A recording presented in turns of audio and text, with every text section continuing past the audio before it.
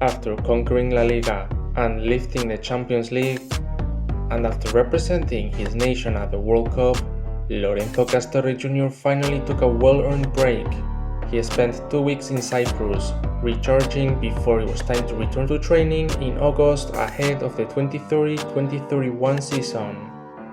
This would be Castorre's 4th season at Real Madrid and his 2nd as captain. As a reward for winning the Champions League, Real Madrid traveled to Scotland to face Sporting Lisbon in the UEFA Super Cup, the first match of the new campaign, the first opportunity to lift silverware, and we wanted to make a statement and take home the first title of the season.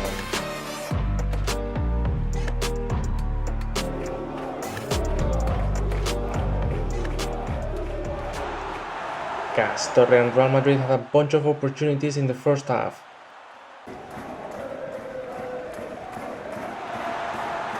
But somehow the scoreline remained 0-0 at the break. In the second half, we increased the pressure. But Mbappe's header was saved. And then Castorre's shot. But finally, Vinicius scored on the rebound as Madrid took the lead, Real Madrid's first goal of the season. At that moment, it looked like the trophy was ours. But Sporting Lisbon managed to equalize later with an incredible free kick golazo. However, that wasn't going to stop us as we continued searching for a winner. But by placing so many players forward, we had exposed and opened up our defense. And in the 90th minute of the match, Sporting scored and completed their comeback against us, stunning both the Madrid players and the crowd. We had actually bottled the Super Cup. To be honest, I couldn't believe it. We had just come from winning the Champions League, and this is our first game of the season? Shocking. A trophy thrown away by our carelessness.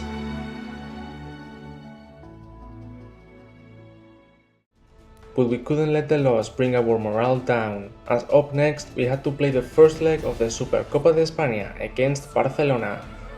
2 years ago they beat us at this very stage in a penalty shootout, but now it was time for revenge against the Catalans. Lorenzo Castorre Jr. and Real Madrid were determined to respond after the humiliating Super Cup defeat, to silence the critics with a statement performance.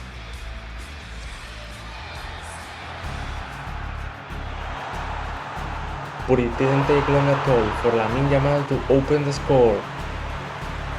Once again, our defense cut wide open, and Barcelona's golden boy opens the score.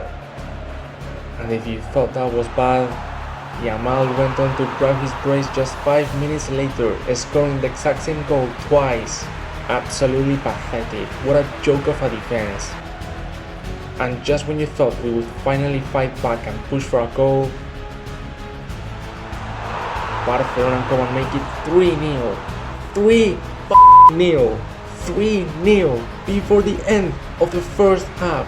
What is going on? We are getting humiliated, destroyed, we're getting slapped up in El Clásico. We are getting our booties spanked. Shocking display, unforgivable. One of the worst halves of football I have ever seen. In the second half, it honestly didn't get much better.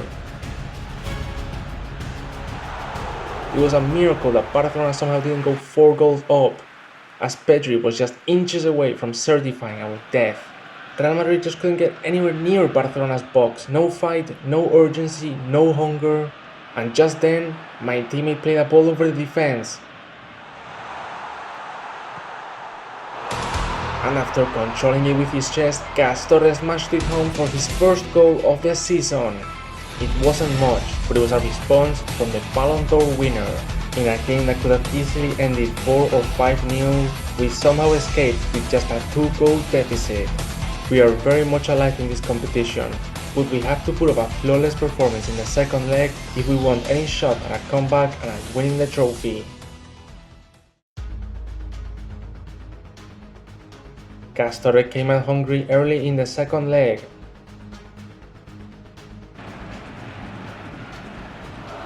but his first chance was ruled offside. Real Madrid struggled to create clear opportunities after that, and in the end, Fermin scored a golazo for Barcelona, making it 4-1 on aggregate and pretty much wrapping up the final.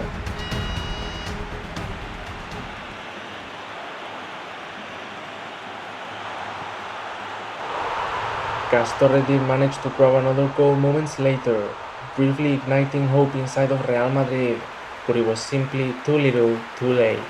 Barcelona had been the better team, and they deserved the trophy. A trophy that we lost through lack of focus and concentration. An awful, awful start to the season. 2 trophies lost in just 1 week. And as you can imagine, the Madridistas were furious. The Madridistas began calling for blood and demanded answers after losing both Super Cups. The Real Madrid players and manager Toni Kroos stayed quiet in shame and continued training ahead of the start of La Liga. But one man refused to stay quiet. Lorenzo Castorre Jr. broke the silence.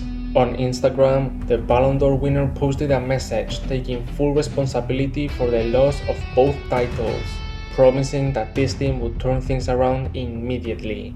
He told the Madridistas to expect a completely different Real Madrid from this moment forward, and that he and the entire squad would give their 100% for the rest of the season, and that one terrible week would not define an entire year.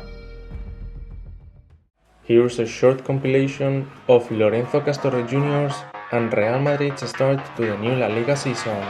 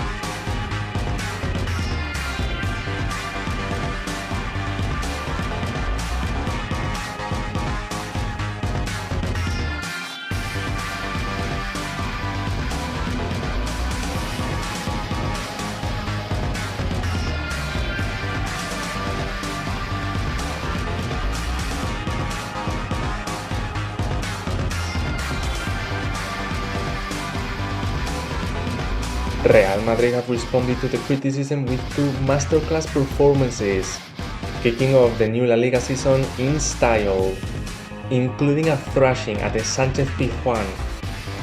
We are top of the table and the team is playing better than ever. And on top of that, Castorre was crowned as the UEFA Best Player for the 3rd time in his career. Things are looking a lot better. So now, before I end this episode, I just wanted to quickly show you a little bit more about Castorre's personal life. As you may already know, he's the best paid player in Real Madrid, and as a result of earning so much, he decided to treat himself by purchasing a limited edition McLaren 600 LT Coupe for 2 million euros. Definitely on the more expensive side, but at the end of the day, he's a rich footballer, so he can afford these things. Now, I don't want to extend this episode much longer, but I do want to let you guys know that you should expect a lot of cool stuff this season. For starters, his current contract ends at the end of the season, so we're gonna have the whole drama of the contract renewal. Will he renew? Will another club try to step in? Will Madrid meet his demands? There's a lot of stuff coming, so watch out for the next episodes.